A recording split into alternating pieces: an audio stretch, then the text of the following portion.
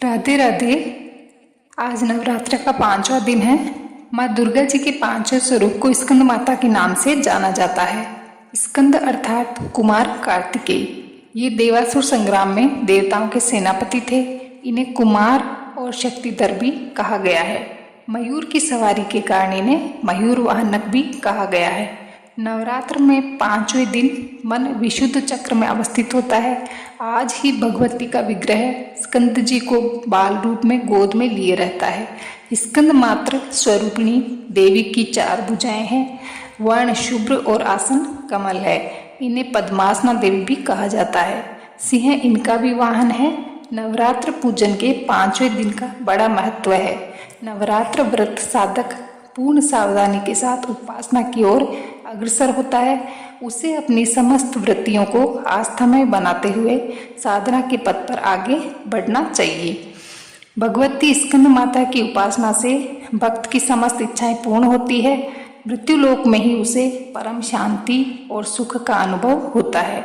मोक्ष का द्वार सुलभ हो जाता है। स्कंद माता की उपासना में बाल रूप स्कंद भगवान की भी उपासना हो जाती है। साधक को स्कंद माता की उपासना की ओर विशेष ध्यान देना चाहिए। सूर्य मंडल की अधिष्ठात्री देवी होने के कारण उपासक अलौकिक तेज प्राप्त करता है। अतः एकाग्र भाव से मन को पवित्र रख स्कंद माता की शरण जाना चाहिए।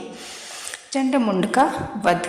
ऋषि बोले, तदंतर शुभ की आज्ञा अनुसार चंडमुंड आदि दैत्य चतुरंगिणी सेना के साथ अस्त्र शस्त्रों से सन्नद्ध हो चल दिए और फिर हिमालय पर्वत के स्वर्ण में ऊंचे शिखर पर पहुंचकर उन्होंने सिंह पर विराजमान देवी को देखा।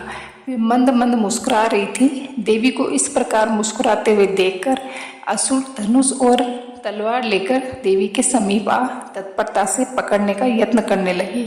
तब अंबिका उन शत्रुओं पर अत्यंत क्रोधित हुई। उस समय क्रोध के कारण उनका मुख काला पड़ गया, ललाट की भौहें टेढ़ी हो गई। तब वहां से तुरंत अत्यंत विकराल काली प्रकट हुई, जो तलवार और पास लिए हुए थी। वे विचित्र खटवांग धारण किए और चीते के चर्म की साड़ी तथा नरमुंडों की माला से अलंकृत थी। उनके शरीर का मांस सूख गया था, केवल अस्थि पंजर मात्र शेष था। इससे वे अत्यंत भयंकर जान पड़ती थी। विशाल मुख से जीभ लपलपाने के कारण वे और भी डरावनी प्रतीत होती थी। उनकी आंखें भीतर की ओर धंसी हुई अंगारे के समान लाल थी। वे अपनी भयंकर गर्जना से संपूर्ण दिशाओं को गुंजा रही थी। बड़े बड़े दैत्यों का वध करती हुई वे कालिका देवी बड़े वेग से दैत्य सेना पर टूट पड़ी और उनका भक्षण करने लगी। वे पार्श्व रक्षकों, अंकुशधारी महावतों और योद्धाओं तथा घंटा सहित कितने ही हाथियों को एक ही हाथ से पकड़कर मुंह में डाल लेती थी। इसी प्रकार घोड़े, रथ और सारथी सहित रथी सैनिकों को मुंह में डालकर अत्यंत भयानक रूप से दांतों से उन्हें चबा डालती थी। किसी के बाल पकड़ लेती, किसी की गर्दन दबा देती, किसी को पैरों से दबोच देती तो किसी को छाती से धकेलकर मार डालती थी। वे असुरों द्वारा छोड़े गए अस्त्र शस्त्रों को मुंह से पीस डालती थी। इस प्रकार काली ने बलवान दुरात्मा दैत्यों की वह सारी सेना कुचल डाली, खा डाली और कितनों को ही मार भगाया। कुछ तलवार के घाट उतार दिए गए, कुछ खटवांग से पीट दिए गए तथा कितने ही असुरों को दांतों से कुचल दिया। इस प्रकार क्षण भर में दैत्यों की वह सेना देवी ने मार गिराई। यह देख चंड उन अत्यंत भयानक काली देवी की ओर दौड़ा और इधर महादैत्य मुंड ने भी भयंकर बाणों की वर्षा से हजारों बाण चलाए हुए चक्रों से उन भयानक नेत्रों वाली देवी को डांप दिया। वे अनेक चक्र देवी के मुख में समाते हुए ऐसे जान पड़ते थे मानो सूर्य के अनेक मंडल बादलों के उदर में प्रवेश कर रहे हों। तब भयंकर गर्जना करने वाली काली ने अत्यंत रोष में भरकर भीषण अट्टहास किया। उस समय विकराल वदन के भीतर कठिनता से दिखाई पड़ने वाले दांतों की प्रभा से वे अत्यंत उज्जवल दिख रही थी। देवी ने विशाल तलवार हाथ से लेकर हंग हंग का उच्चारण करके चंड पर आक्रमण किया और उसके बाल पकड़कर उसी तलवार से उसका सिर काट डाला। चंड को मरा हुआ देख मुंड भी देवी की ओर दौड़ा। तब रोष में भरकर देवी ने उसे भी तलवार से मारकर जमीन पर गिरा दिया। महापराक्रमी चंड और मुंड के मरते ही बची हुई सेना भयभीत होकर चारों ओर भाग गई। तब काली ने चंड और मुंड के सिर हाथ में ले चंडिका के पास जाकर भयंकर अट्टहास करते हुए कहा, देवी, मैंने चंड और मुंड नामक ये 2 महापशु आपकी भेंट चढ़ा दिए हैं। अब इस युद्ध यज्ञ में शुंभ और निशुंभ का वध आप स्वयं करना। ऋषि बोले। अपने सन्मुख लाए गए चंड मुंड नामक महादैत्यों को देखकर कल्याणी चंडिका ने मधुर वाणी में काली से कहा, हे देवी कालिके, क्योंकि तुम चंड और मुंड को लेकर मेरे पास आई हो, इस कारण संसार में अब तुम चामुंडा के नाम से विख्यात होगी। 8वां अध्याय, रक्त बीज का वध। ऋषि कहते हैं, चंड और मुंड नामक दैत्यों के साथ साथ बहुत सी सेना का संहार हो जाने पर दैत्यों का प्रतापी राजा शुंभ अत्यंत क्रोधित हुआ और उसने दैत्यों की संपूर्ण सेना युद्ध के लिए कूच करने की आज्ञा दी। वह बोला, आज उद्दायुध नामक 86 दैत्य सेनापति अपनी सारी सेना के साथ युद्ध के लिए प्रस्थान करें। कंबू नामक 84 सेनापति भी अपनी सेना के साथ युद्ध क्षेत्र में जाएं और मेरी आज्ञा से 50 करोड़ वीर्य कुल के सल तथा धौम्र कुल के 100 असुर सेनापति अपनी अपनी सेना के साथ कूच करें। कालक, दोहाड़, मौर्य और काल के असुर भी मेरी आज्ञा से तुरंत प्रस्थान करें। भयंकर शासन करने वाला दैत्यराज शुंभ इस प्रकार आज्ञा दे स्वयं भी सहस्रों सेनाओं के साथ युद्ध के लिए चला। दैत्यों की इस भयंकर सेना को आती देख चंडिका ने अपने धनुष की टंकार से पृथ्वी और आकाश के मध्य भाग को गूंजा दिया। हे राजन, उस समय देवी के सिंह ने भी बड़ी भारी गर्जना की। फिर अंबिका ने घंटा बजाकर उस गर्जना को और भी बढ़ा दिया। धनुष की टंकार, सिंह की गर्जना एवं घंटे की ध्वनि से संपूर्ण दिशाएं गूंज उठी। उस भयंकर शब्द से काली ने अपनी विकराल मुख को भी फैलाया, जिससे वे विजयिनी हुई। उस शब्द को सुनकर दैत्य सेनाओं ने चारों ओर से आकर चंडिका देवी, सिंह तथा काली देवी को क्रोधपूर्वक घेर लिया। हे राजन, उसी समय असुरों के विनाश तथा देवताओं के उत्थान के लिए ब्रह्मा, शिव, कार्तिकेय, विष्णु तथा इंद्र आदि देवों की शक्तियां जो अत्यंत पराक्रम और बल से संपन्न थी, उनके शरीरों से निकलकर उन्हीं के रूप में चंडिका देवी के पास गई। जिस देवता का जो रूप जैसे भूषण तथा वाहन है, उन्हीं 2 वस्तुओं से संपन्न होकर वह देव शक्तियां असुरों से युद्ध के लिए आई। सबसे पहले ब्राह्मण जो हंसयुक्त विमान पर बैठी अक्षु सूत्र तथा कमंडलू से सुशोभित थी, उपस्थित हुई। महेश्वर की शक्ति माहेश्वरी प्रसव पर विराजमान, हाथों में सुंदर त्रिशूल व महासर्पों के कंकण पहने, मस्तक पर चंद्ररेखा से विभूषित हो वहां आ पहुंची। कार्तिकेय जी की शक्ति गुह रूपिणी कौमारी अंबिका उन्हीं का रूप धारण किए सुंदर मोर पर आरूढ़ हो हाथ में शक्ति लिए दैत्यों से युद्ध करने के लिए आई। इसी प्रकार विष्णु की शक्ति वैष्णवी गरुड़ पर सवार होकर शंख, चक्र, गदा, सांग, धनुष तथा खड्ग हाथ में लिए वहां आई। यज्ञ वाहरा का विचित्र रूप धारण करने वाले विष्णु की वाहरा शक्ति वैसा ही रूप धारण कर वहां आई। नरसिंह के समान शरीर धारण किए गर्दन के बालों के फटकारने से आकाश के तारों को बिखेरती हुई नारसिंगी शक्ति वहां आ पहुंची।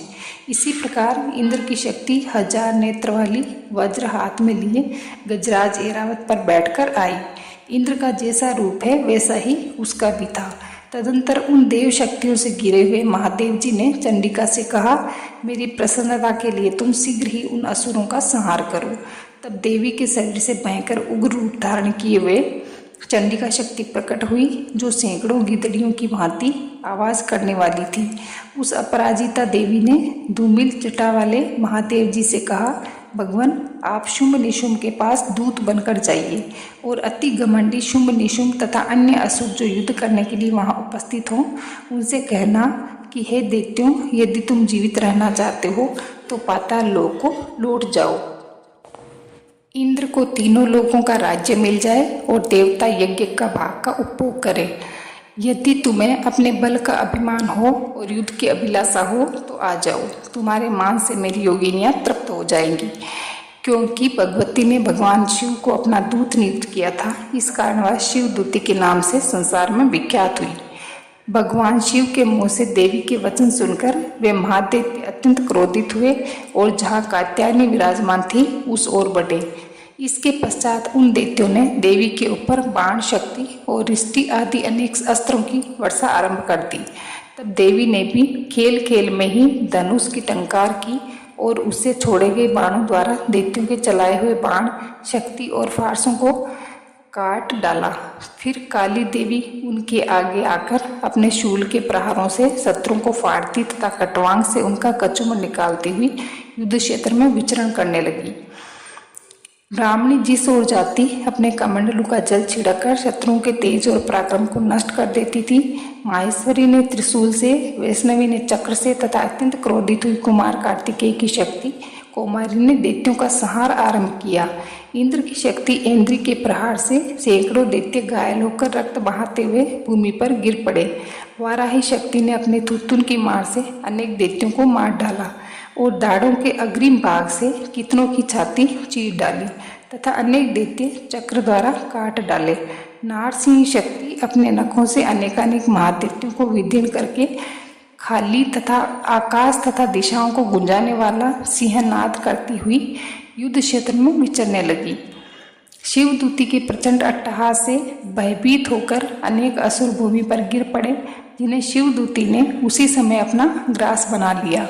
इस प्रकार क्रोधित हुई मातृगणों द्वारा विविध उपायों से बड़े बड़े असुरों का संहार होता देख दैत्य सैनिक भाग खड़े हुए। तब दैत्य सेना को युद्ध से भागते देख रक्तबीज नामक महादैत्य कुपित होकर युद्ध के लिए आगे बढ़ा। उसके शरीर से जब रक्त की बूंद गिरती तब उसी के समान शक्तिशाली एक अन्य महादैत्य पृथ्वी पर पैदा हो जाता। वह महासुर रक्तबीज गदा हाथ में लेकर इंद्र की शक्ति से युद्ध करने लगा। तब इंद्री ने अपने वज्र से रक्तबीज पर प्रहार किया। वज्र से घायल होने पर उसके शरीर से रक्त बहने लगा, जिससे उसी के समान पराक्रमी योद्धा उत्पन्न होने लगे। उसके शरीर से रक्त की जितनी बूंदें गिरी उनसे उतने ही दैत्य और पैदा हो गए। वे सभी रक्त बीज के समान वीर्यवान, बलवान तथा पराक्रमी थे। रक्त से पैदा हुए ये दैत्य अत्यंत भयंकर अस्त्र शस्त्रों से मातृगणों पर प्रहार करते हुए घोर युद्ध करने लगे। पुनः इंद्री ने वज्र प्रहार करके उसका मस्तक शत विशत कर दिया। उससे रुधिर बह उठा। तब हजारों पुरुष उस रक्त से पैदा हो गए। वैष्णवी शक्ति ने चक्र से उसे मारा। इंद्री ने गदा द्वारा उसे असुरराज को ताड़ित किया, जिससे हजारों उसी के समान महाअसुर पैदा हुए और संपूर्ण जगत उनसे भर गया। कौमारी ने शक्ति से, वाराही ने तलवार से और माहेश्वरी ने त्रिशूल से महादित्य रक्त बीज को आहत कर दिया। तब महादित्य रक्त बीज ने क्रोध में भरकर गदा से सभी मात्र शक्तियों पर पृथक पृथक प्रहार किए। शक्ति तथा शूल आदि से अनेक बार आहत होने पर उसके शरीर से जो रक्त की धारा गिरी उससे भी सैकड़ों असुर उत्पन्न हुए। इस प्रकार उस महादित्य के रक्त से उत्पन्न हुए असुरों द्वारा संपूर्ण जगत व्याप्त होते ही देवता भयभीत हो गए। देवताओं को उदास देख चंडिका ने शीघ्रतापूर्वक काली से कहा, हे चामुंडे, तुम अपने मुख को और भी फैलाओ तथा मेरे शस्त्र से आहत रक्त बीज के शरीर से गिरे रक्त बिंदुओं और उनसे पैदा हुए महादैत्यों को भक्षण करती हुई तुम रण में विचरण करो। ऐसा करने से उस दैत्य का रक्त क्षीण होने पर वह दैत्य स्वयं भी नष्ट हो जाएगा और नए दैत्य उत्पन्न नहीं हो सकेंगे। इस प्रकार कहकर चंडिका ने अपने शूल से रक्त बीज को मारा और काली ने अपने मुख में उनका रक्त ले लिया। तब उसने चंडिका पर गदा से प्रहार किया, परंतु उस गदा से देवी को जरा भी आघात नहीं पहुंचा। रक्त बीज के आहत शरीर से जितना रक्त गिरा चामुंडा ने उसे अपने मुख में ले लिया। रक्त गिरने से काली के मुख में जितने महादैत्य उत्पन्न हुए उन्हें भी उन्होंने चबाकर उनका रक्त पी लिया। तब देवी ने वज्र, बाण, खड़ग तथा रिष्टि आदि से रक्त बीज को मार डाला। हे राजन, इस प्रकार शस्त्रों से आहत हुआ महादैत्य रक्त बीज रक्तहीन होकर पृथ्वी पर गिर पड़ा। हे नरेश्वर, इससे देवता अत्यंत प्रसन्न हुए और मातृगण उसके रुधिर पान के मद से उन्मत्त होकर नृत्य करने लगे।